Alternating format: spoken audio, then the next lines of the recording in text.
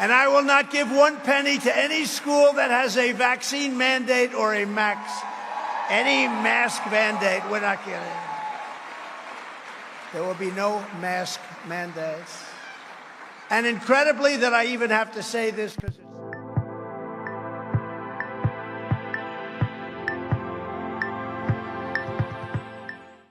Victor, it's great to see you this morning. Yeah, same here. So, Victor, you wrote a hit book about 25 years ago about the plight of women who are trafficked from many countries, but especially from Ukraine. To COVID, and we had so many people that did such a great job in this country, but we had this country going. We had the greatest economy in history. We had no inflation. We were all of the things that we talked about with energy. We were at a level that we've never been at, and we were ready to rock and roll. And then we had a terrible result in an election that should have never happened. We ended the NAFTA disaster, the worst trade deal ever made, and replaced it with USMCA. Nobody thought that was possible. The congressmen here, most of them didn't think it was possible because we had to go through Congress. We had to end it. It had tremendous constituencies. The best trade deal ever made was the USMCA. And it was a giant win for Florida farmers and growers and producers. You know that. Tremendous win. I appointed nearly 300 federal judges and 3 great Supreme Court justices, which has been amazing. I kept my promise and recognized Israel's eternal capital and opened the American embassy in Jerusalem.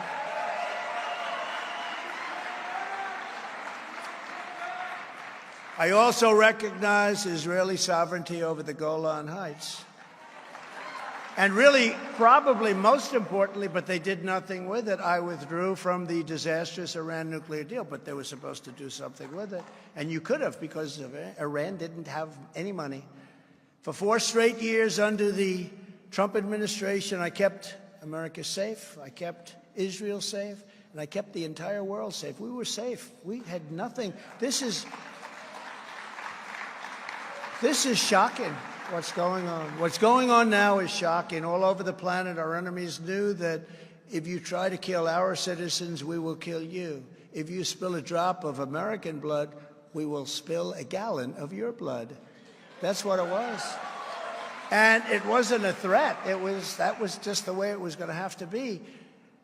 And we do it because we want to make sure that we're not starting wars. We didn't have to start wars. In the debate with beautiful Hillary Clinton, she said, look at him. Look at the way he talks. He's going to get us into wars. He's going to start World War III. And I said, no. It's the way I talk that will keep you out of World War III.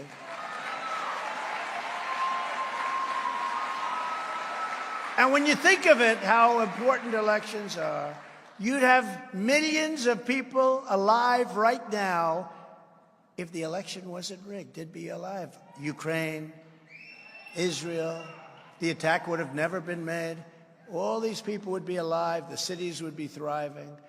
To every American who is petrified that Joe Biden's catastrophic weakness will bring our country to ruin, which he has a great chance of doing, it's close to that anyway, close to economic ruin, I make you this promise as your president, and nobody else can say it. I will restore peace through strength, and yes, I am the only one that will prevent World War III because we are very close to World War III. And I know all the players. I know them all. I know them all, every one of them. We will prevent. And this won't be a First World War or a Second World War. This will be obliteration because the level of power, of weaponry, of power, you've never seen anything like. You don't want to see it. You don't want to see it. When they talk about global warming, because in 250 years our ocean's going to be 1/100 of an inch higher. And they never mentioned the power of nuclear weapons, where one madman can do damage the likes of which nobody has ever seen before. It's just crazy. It's just crazy to see it. It's crazy to talk about it. But I will stop, and it'll happen very quickly. There will not be a World War III, and we are closer than anybody understands. To protect our citizens from foreign threats, I will build a state-of-the-art missile defense shield. We will build that. We will build that. We need it. And it'll be jobs for America. It'll be built in America. You know, we developed the technology. Nobody else, by the way. And a lot of people are like, oh, we developed the technology. No, technology was developed by us. And it works. I mean, you see it. You know, Ronald Reagan wanted to do it, but at that time, they really didn't have the technology. The concept was good, but they did. We have unbelievable technology. You can shoot a needle out of the air. It's incredible. But we do that. Wouldn't you feel? Welcome to the Journalist. The war between Ukraine and Russia has radically... In America, I will end Joe Biden's war on American energy and unleash our most powerful economic weapon. This is our most powerful economic weapon. You know what it is? Drill, baby, drill. Most powerful weapon we have.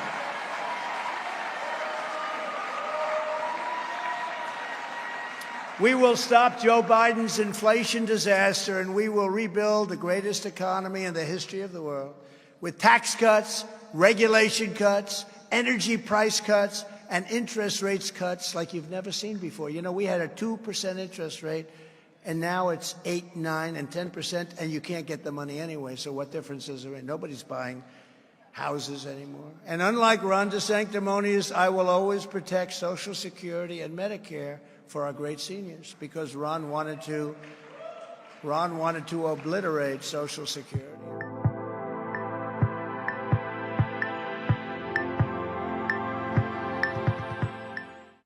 Victor, it's great to see you this morning.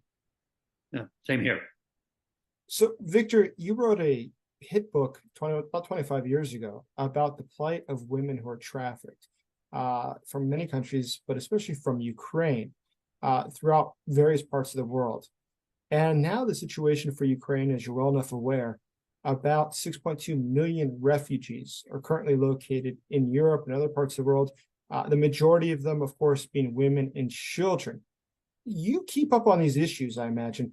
What's the situation now with sex trafficking or human trafficking of people who have made their way to Europe? Well, the one thing that worried me instantly when, huge numbers of women and children were heading for the borders and trying to get out of or fleeing Ukraine because of the Russian invasion, right away I said there's going to be traffickers and their helpers trying to get women and children into their nets and capture them and take them off. And I knew it was going to happen, and it has happened. It has been cited in the U.S. State Department annual reports on trafficking in persons, and it is really, really bad. Women have disappeared, children have disappeared, and one of the things that if you look at, you just have to look at online escort services and where they're providing Ukrainian women. And you'll see over the last number of years, they've skyrocketed. They've really increased. And the thing is that so many young women who are leaving, who are fleeing, don't realize what could be waiting for them at the other side of the border. And right away, as soon as this issue started with fleeing out of the country, out of Ukraine, I knew that this was going to happen, and it has happened. The problem is, very, very little has been done about it. Very little in the way of rescues. Very little on the part of the Ukrainian government. And I know the Ukrainian government's hands are filled with fighting the war inside Ukraine, but outside Ukraine, nobody's fighting the war for saving these women and saving these children from being trafficked into the prostitution trade, from being trafficked into pornography, all these kinds of things that are horrific to these young women and to these children who thought, wow, we're going to go for safety, and instead they end up in a nightmare.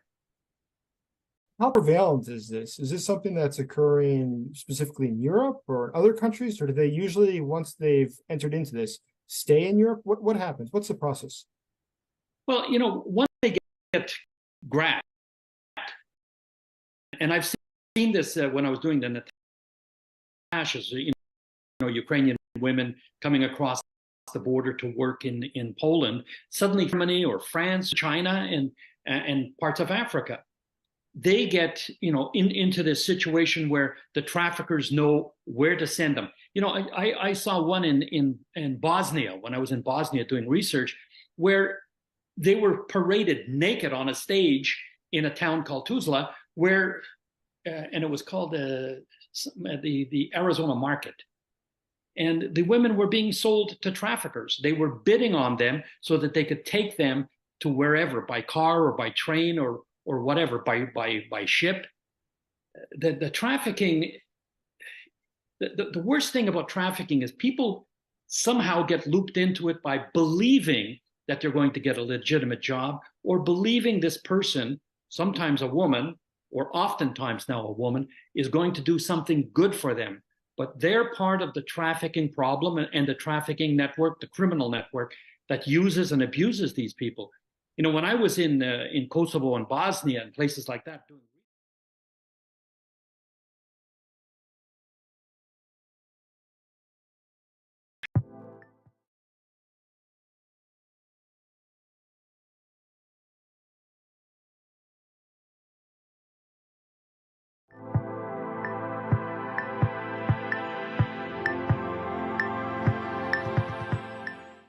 Victor, it's great to see you this morning.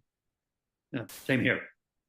So, Victor, you wrote a hit book about 25 years ago. Thank you, Kareem. As a candidate, President Biden didn't say there will not be another foot of wall constructed that except what was appropriated in 2019. He said there will not be another foot of wall constructed in my administration. So something changed. What? You want us to break the law.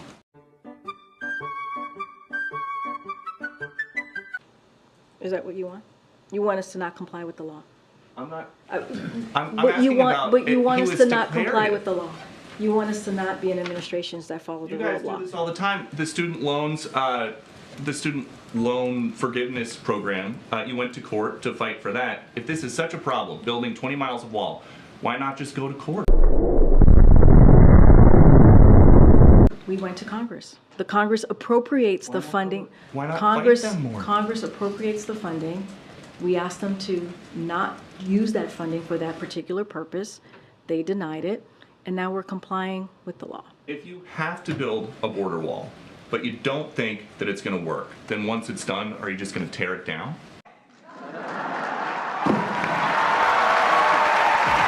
I'm not getting into hypotheticals from here. I'm just telling you what I can tell you from here. The facts are that DHS is complying with the law. This is from this was under fiscal year 2019 under Republican leadership, and DHS is required to do this. The president asked multiple times of Congress to reappropriate. They did not, and we're not complying by the law. Ridiculous bullshit. Rita, just want to follow up very quickly. You said that it's not new, but to be clear that this was posted on the Federal Register overnight on October 4th. So, just to be clear about this, the president earlier today said that he was asked, does the border wall work? He said no. But in this statement that was posted within the last 24 hours, the Department of Homeland Security Secretary says there is presently an acute and immediate need to construct physical barriers and roads in the vicinity of the border of the United States in order to prevent unlawful entries into the United States. So who's right? The statement from the DHS Secretary overnight, or the President's comments today saying they don't work? So a couple of That's a bingo. things. Yes, it showed up on the register today, but the announcement, this is not new. This is from 6 months Well, ago. it is new because the waiving of the laws actually didn't happen. But this is something that was out back, that the DHS was put out back in 6 months ago. So, and now they announced, Did they waive the laws 6 months ago? well, what I'm saying is DHS announced this back in June, that the agency would do so. They actually said that they would do that back They in moved forward DHS. with it today, but the initial announcement was 6 months ago by waiving the laws. So that's what's new today. Understood. So Yes. the statement when Just he wanna says make sure we're presently clear on was that. filed. So when he said there is presently, are you saying when he says there is presently, he was referring to 6 months ago or referring to the date of which it was filed? What I can 10/4? tell you is DHS announced this back in June, that they were going to move forward with this. That's what I can share with you. That's what I know is to be true and is to be fact. Look, I can speak for the president. The president said, he was asked directly, he doesn't believe a border wall is effective. Does he have a disagreement?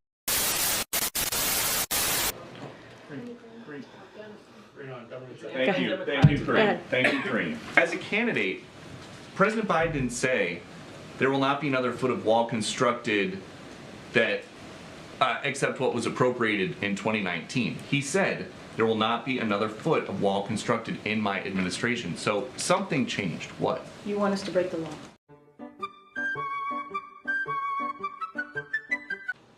Is that what you want? You want us to not comply with the law? I'm not. But I'm you asking want, about. but you it- want he us was to not comply declarative. with the law. You want us to not be in administrations that follow the You rule guys of law. do this all the time. The student loans, the student loan forgiveness program. You went to court to fight for that. If this is such a problem, building 20 miles of wall, why not just go to court? We went to Congress. The Congress appropriates the funding. Why not fight Congress, them more? Congress appropriates the funding. We asked them to not use that funding for that particular purpose. They denied it, and now we're complying with the law. If you have to build a border wall, but you don't think that it's going to work, then once it's done, are you just going to tear it down?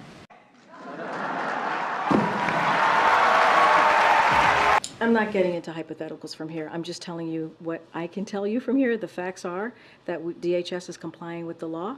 This is from fiscal year, this was under fiscal year 2019 under Republican leadership, and DHS is required to do this. The president asked multiple times of Congress to reappropriate. They did not, and we're not complying by the law. Ridiculous bullshit. Rita, just want to follow up.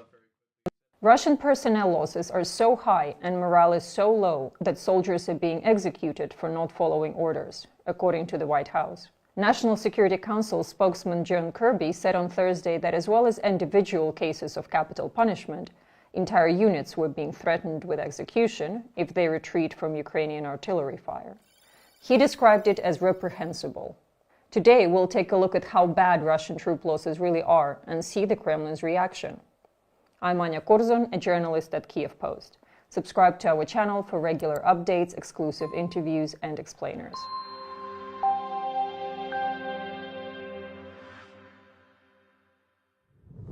So Moscow's troops have been suffering horrific losses during the ongoing and so far unsuccessful attempt to take Avdiivka, a small town in eastern Ukraine.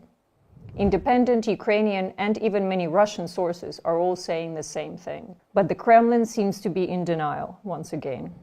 Russian Defense Minister Sergei Shoigu was shown on state-run television on Tuesday visiting troops in East Ukraine and telling them, the situation today suggests the enemy has fewer and fewer opportunities, and they will continue to be reduced, thanks exclusively to your combat work. Shoigu was filmed smiling and laughing when a Russian soldier told him Ukrainian troops were in a panic. Meanwhile, everyone else is painting a very different picture. According to the intelligence report from British Ministry of Defense on October 22nd, recent Russian assaults in Avdiivka have contributed a 90% increase in Russian casualties recorded by Ukrainian MOD. Then, Ukrainian Tabriz Group of Forces spokesperson stated on October 26 that Russian forces have suffered 5,000 personnel killed and wounded near Avdiivka since October 10th. Ragnar Gudmundsson, an Iceland-based analyst, reported on Wednesday that Russian casualties hit a probable wartime record of more than 1,400 killed in combat in a single day, on October 20th.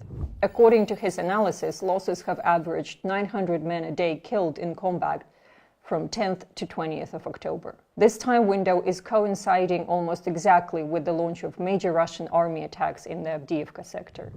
An open video appeal to Russian President Putin from wives and mothers of soldiers from the Russian city Kirov was published on Monday, claiming their husbands and sons were thrown into combat in Donbas sector with minimal training and equipment. Local commanders used violence and the threat of violence to force the Kirov reservists to conduct bloody attacks across open ground, killing and wounding many of them. Our men were not ready to perform these tasks. As a result of this, our regiment suffers personnel losses every day. Dialogue with the command is impossible. Our guys are intimidated and threatened to be executed. Meanwhile, in the Kremlin, Deputy Chairman of the Security Council of Russia, Dmitry Medvedev, boasted that so far in 2023, almost 385,000 enlisted in the armed forces of the Russian Federation. According to him, the pace of selection for military service under the contract has increased significantly. Every day, more than 1,600 people sign a contract with the armed forces. He claimed that it is the high patriotic spirit and desire of Russians to protect their motherland that motivates such high numbers of new recruits. But Putin's press secretary Dmitry Peskov believes that many Russians are attracted to contract service by something more material. And I quote, very attractive financial conditions, and a rather impressive contract. Back in March 2023, the starting salary for a Russian soldier fighting in Ukraine was 195,000 rubles per month, which is roughly $2,500. It is nearly 14 times higher than the median salary in some regions of Russia. So which one is it? Patriotic spirit or rubles that are motivating these Russian men? That's it for today. I'm Anya Korzun. Thank you for watching, and please don't forget to subscribe to our channel, like this video, and leave us a comment, and I'll see you next time.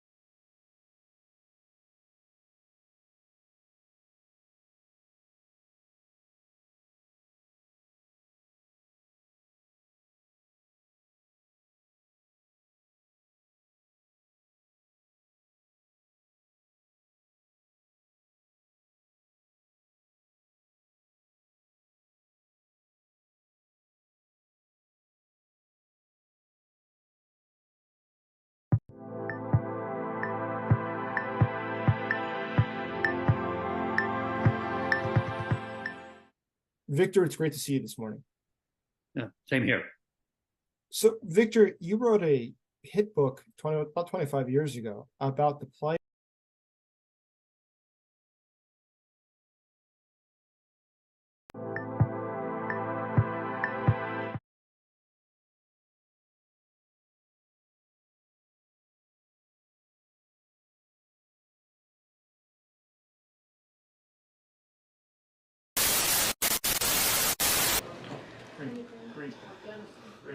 Thank you. Prior to COVID, and you know.